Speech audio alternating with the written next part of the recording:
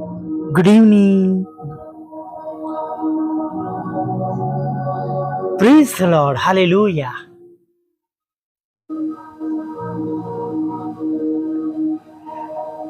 ફરીવાર સાંજે જીવતા ઈશ્વરનું પવિત્ર અને બુલંદ નામ લેવાના માટે આ સુંદર સમય તક આપણા ઈશ્વરે આપણને આપી છે. બલકે હું કહીશ કે તમારા ને મારા ઈશ્વરે આપી છે, અથવા તમે અને હું જેમની ઉપાસના કરીએ છીએ, પ્રેઝ ધ લોર્ડ, તમે અને હું જેમની ભક્તિ કરીએ છીએ, અથવા જેમણે આ માસના દરેક દિવસમાં આપણી સહાય કરશે, દરેક સવારમાં, દરેક બપોરમાં, દરેક સાંજમાં અને દરેક રાત્રિમાં આપણને આરામ આપ્યો છે. અને આજે પણ એક સુંદર સાંજમાં તેઓ તમને અને મને લઈને આવ્યા છે. નહીં, સુંદર પ્રભુનું વચન છે. આપણી સર્વ ચિંતાઓ આપણે તેમના પર નાખીએ. Praise the lord, hallelujah. આ પ્રભુનું વચન જલ્દી બોલી ગયો. મારે એક તમારી સાથે બીજી વાત શેર કરવી છે. ફેસબુક પર ઘણા બધા ફોટોગ્રાફ્સ આવતા હોય છે, નહીં?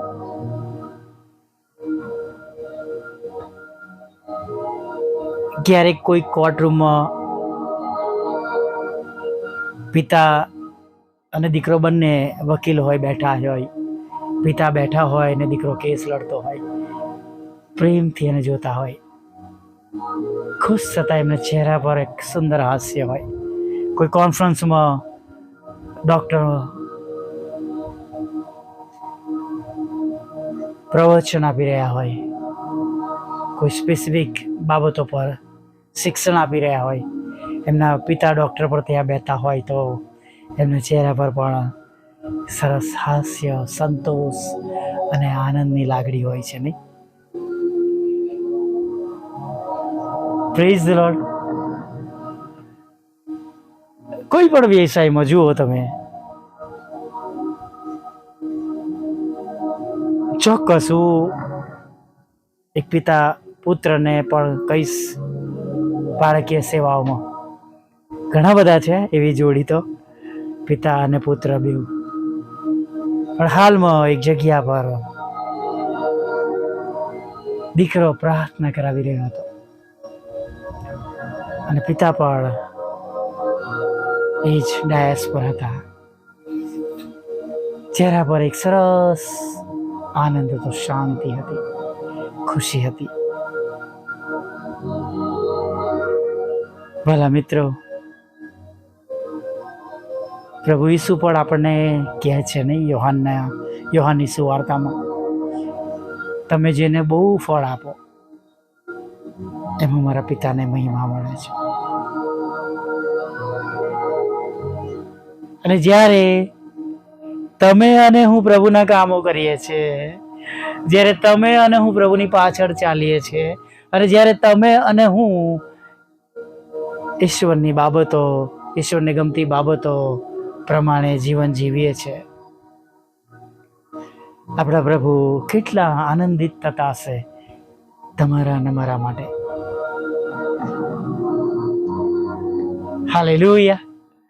તમે જોજો, ક્રિકેટર હોય, ધારો કે સરસ ક્રિકેટ રમતો હોય, સરસ રન બનાવતો હોય, પિતા બેઠા હશે તો ચહેરા પર સરસ એક હાસ્ય હશે, ખુશી હશે. મારો દીકરો, માય સન, માય ચાઇલ્ડ. ત્યારે આજે તો તમે અને હું ટ્રિનિટી ગોડમાં માનનાર છે. ત્રણ પિતા આપણા ઉપર છે, આપણી સાથે છે, આપણી સંભાળ અને કાળજીને માટે. ચોક્કસ જગતના પિતા પણ છે, પણ કદાચ આજે છે નથી, પણ પ્રભુએ કહ્યું છે કે હું તને અનાથ મૂકીશ નહીં. હાલેલુયા. અને એ બાબતને લીધે આજે મારા ચહેરા પર પણ આનંદ છે. ભલે આજે મારા માતા પિતા બંને નથી રહ્યા મારી પાસે, માણસો તરીકે કોઈ વાર એમનું ચિત્ર જોઈને લાગણીવશ થઈ જવાય, પણ ઓવરઓલ તો આનંદ થાય છે કે હું એ પ્રભુની સેવા કરી રહ્યો છું. જેમણે મને કહ્યું છે હું તને નાથ મૂકીશ,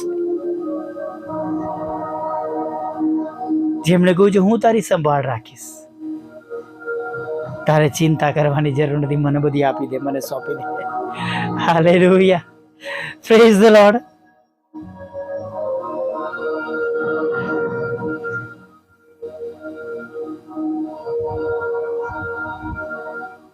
આપણે પિતાના બાળકો છે, તેમના લોહીમાં ખરદાયેલા છે, અલગ કરેલા છે.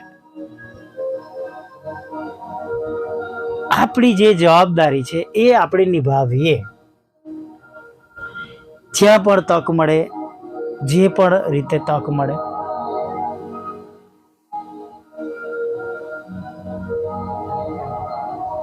પણ આપણને જે જીવન મળ્યું છે એના દ્વારા આપણે રોજ એવરીડે પ્રયત્ન કરીએ, નાના કામો કરીએ અને પ્રભુ પાસેથી મોટા મોટા આશીર્વાદો લઈએ.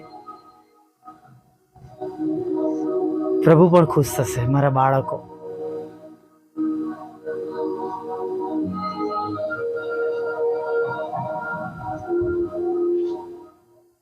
દંત કથારૂપી આપણે એવું કહી શકીએ કે પ્રભુ ઈસુ એમના શિષ્યોને સરસ કામ કરતા જોઈને જેણે આનંદિત થતા હશે. ઓકે, હવે બરાબર કામ ચાલી રહ્યું છે, હવે પિત્તર બરાબર ચાલી રહ્યું. હવે થોમાને કઈ અવિશ્વાસ નથી.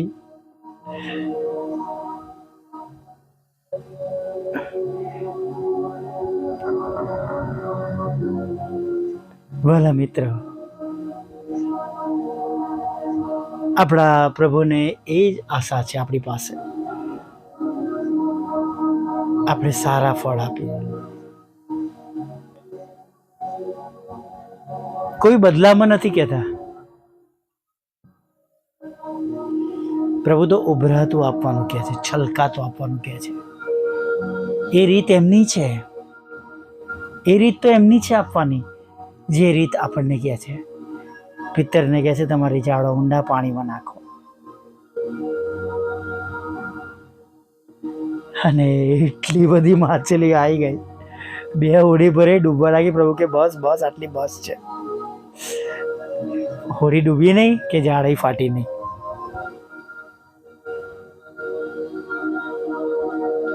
આપણે તેમની આજ્ઞા પાળનારા બનીએ. મને ખરેખર યોહાન 15:7 આ કલમ મને બહુ જ ગમે છે.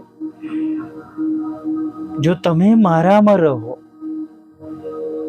અને મારા વચન તમારામાં રહે તો જે કંઈ તમે ચાહો તે માંગો એટલે તે તમને મળશે. Vote ever. ઓ પ્રભુ, મારે આ જોઈએ છે, આ પ્રમાણે જોઈએ છે, આ પ્રમાણે કરવું છે. પ્રભુ કહેશે સારું. એનો મતલબ એવો નથી ખરાબ બાબતો ઈશ્વરના ધોરણો પ્રમાણે માગીએ અને મળે. એટલે એ તો એવું ક્યારેય નહીં બને. પણ વાલા મિત્રો, જેઓ આપણે પ્રભુના છે, તેમના બાળકો છે,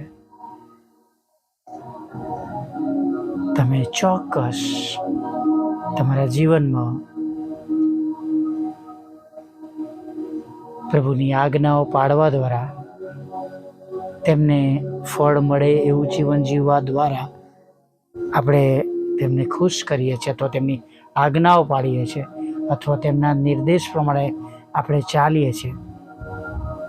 હું આજે સાંજે પણ કહેવા માંગુ છું, તમે કે હું આશીર્વાદ લીધા વિના અથવા આશીર્વાદિત થયા વિના, સફળ થયા વિના તમારા કે મારા બિછાનામાં જવાના નથી.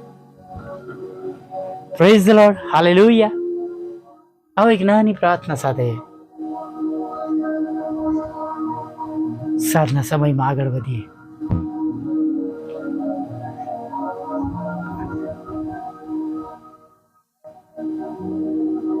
ભલા પ્રભુ, અમે તમારી સ્તુતિ કરીએ છીએ અને અમે તમારો પુષ્કળ આભાર માનીએ છીએ. હા, ખૂબ ખૂબ આભાર માનીએ છીએ. અમે તમારો પુષ્કળ આભાર માનીએ છીએ. અરે પ્રભુ, આભાર માનતા, સ્તુતિ કરતા તમારા ચરણોમાં નમી જઈએ છીએ. આજે છેક સવારની પ્રથમ પહોરથી તમે મારી સાથે છો. અમને ખોરાક, વસ્ત્ર, અન્ન, પાણી આપ્યા, અમારી જરૂરિયાત પૂરી પાડી, અમારી ચિંતાઓ દૂર કરી, અમને તંદુરસ્ત રાખ્યા. જાત જાતની માંદગીઓ દ્વારા તમે અમારું રક્ષણ કર્યું.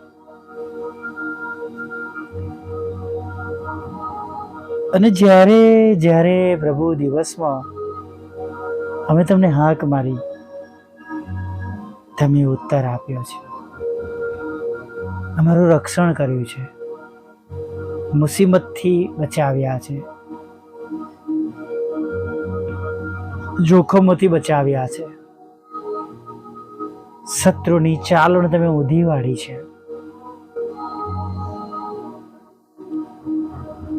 ને ખરેખર અમે પ્રભુ કદાચ બોલતા જ રે, ગણતા જ રે, તો પ્રભુ અમારા જીવનના છેલ્લામાં છેલ્લા શ્વાસ સુધીનો ઓડિયો પણ પ્રભુ કદાચ ઓછો પડે. એટલી બધી તમારી કૃપા અને કરુણા છે. અમે દરેક અંગત રીતે જો અમે વિચારીએ તો પ્રભુ અમારી પાસે કેવળ આભાર સુધીને માટે અગણિત બાબતો છે. તમારો આભાર માનીએ છીએ, થેન્ક યુ કહીએ છીએ. સાથે જે ભૂલ થઈ છે પ્રભુ, ભૂલ એ થઈ છે કે જે તમે એમને આપ્યું છે એની નોંધ ન લેતા, બીજી બાબતો નથી મળી એનો કકળાટ કર્યો છે, દુઃખી થયા છે, તમને દુઃખી કર્યા છે, તમારો આભાર માનવાનું ચૂકી ગયા છે. તો પ્રભુ અમે પ્રાર્થના કરીએ છીએ,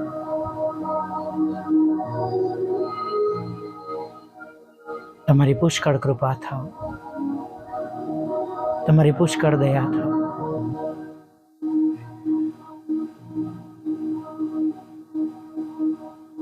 દયા સાગર પ્રભુ, આજે સાંજે પણ અમારા બધા પર તમે દયા કરજો.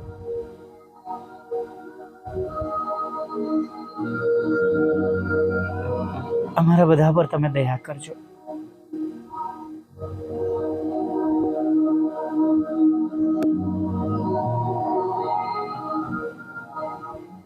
અમને નવો ને તાજો સ્પર્શ આપજો. જે ભૂલો, પાપ, ગુનાહ થયા છે, જેના વડે પ્રભુ અમે તમને દુઃખ પહોંચાડ્યું છે, હૃદયના વિચારોથી પ્રભુ, આંખોની લાલસાથી, ઉતાવળિયા શબ્દોથી, ગુસ્સાથી, ઈર્ષા, અદેખાઈથી, ઘમંડ કરીને પ્રભુ, કે વિચાર કરીને, કે નશાઓ કરીને પ્રભુ, કોઈક બાબતને લાલચ આપીને, તમારાથી વધારે ગણીને અમને માફ કરજો. હા પ્રભુ, અત્યારે તમારી આગળ જ્યારે અમે નમ્યા છે પ્રભુ, ત્યારે ખાસ પ્રભુ અમે પ્રાર્થના કરીએ છીએ, જેમ સ્વર્ગમાં તેમ પૃથ્વી પર પ્રભુ તમારી ઈચ્છા પૂરી થાવ અને તમારું રાજ્ય જલ્દી આવ. જેમ વચન કે છે એમ દરેક ઘૂંટણ નમશે, દરેક જીભ કબૂલ કરશે તમે ઈશ્વરના દીકરા છો, એવું બહુ જલ્દી થવા. જેઓ તમારાથી દૂર ગયા છે એમના માટે પ્રાર્થના કરે છે કે તેઓ તમારી ગમ પાછા ફરે, પાપમય જીવન રસ્તો છોડીને તમારી તરફ ફરી જાય.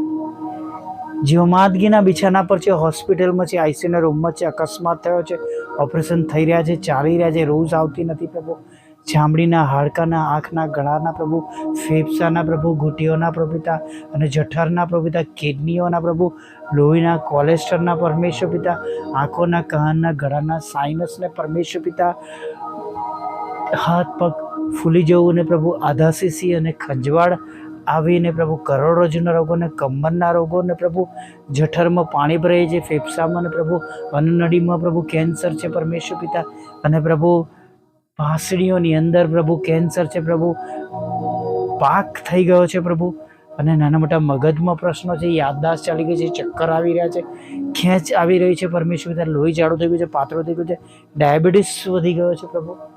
અમે પ્રાર્થના કરીએ છીએ આ બધા રોગોમાંથી તમે એમને સાજા કરો. દરેક ઘરના લડાઈ ઝઘડા, કોર્ટ કેસ, એફઆઈઆર, ખોટા તુમ્મતો તમે શાંત કરી દે. હજી કોઈ ખોટો નિર્ણય લેવાયો છે પ્રભુ, એના લીધે હજી પણ કુટુંબમાં પ્રભુ એ તકલીફ છે, તો એને ખોટા નિર્ણયોમાંથી બહાર કાઢો, રસ્તો આપો. તમારા બાળકોને ફરીથી તમારી ગમ પાછા લાવો, તમારામાં સ્થિર કરો, એવું થવા દેજો પ્રભુ. જેમને વિદેશ જવું છે વિદેશ લઈ જજો, લગ્નનો આશીર્વાદ આપજો, બાળકનો આશીર્વાદ આપજો, દરેકના રોજગારને પ્રભુ અને આવકના સાધનોને પ્રભુ તમે આશીર્વાદિત કરજો. વિધવો બહેનો, અનાથો, મનબુદ્ધિના લોકો, માનસિક રોગીઓની પણ સાથે રહેજો. જુદી પરીક્ષામાં પાસ કરજો પ્રભુ. એલટીએસના બેન્ડ આપજો પ્રભુ. તમારી સેવિકાના ખેતરમાંથી કડવાનામાં નીકળી જાય એવું થજો. બીજા ઘણા બધા એવા લોકો જેમની સાથે છેતરામણી થઈ છે પ્રભુ, એમને પણ પ્રભુ તમે ન્યાય અપાવજો પ્રભુ. ખાસ પ્રભુ એ મકાનો વેચાઈ જાય પ્રભુ, જેના માટે વિનંતીઓ કરીએ છીએ અમે, એ બંને મકાનો વેચાય પ્રભુ. એ પ્લોટના પ્રશ્નો દૂર થાય પ્રભુ. એનો જે કંઈ પ્રભુ કાર્ડ માટે, નંબર માટે પ્રશ્નો હોય એ તમે દૂર કરજો પ્રભુ. હા, અમારી પર છેલ્લી બાબત તમે સાંભળજો, વાહનના રૂપમાં અમને આપજો પ્રભુ. મારા બંધ દરવાજા ખુલ્લા કરજો પ્રભુ. અને પ્રભુ જે સતાવનારા લોકો છે તેમના હૃદયોને બદલજો. રાત્રિઓ મીઠી નિંદ્રા આપજો, પાપોની ક્ષમા કરજો, અને સવારમાં તમારું ભજન કરતી લઈ આવજો. માગતા પ્રભુ ઈસુમાં આટલું સાંભળો, દેવા માન્ય કરજો. આમીન, આમીન, આમીન.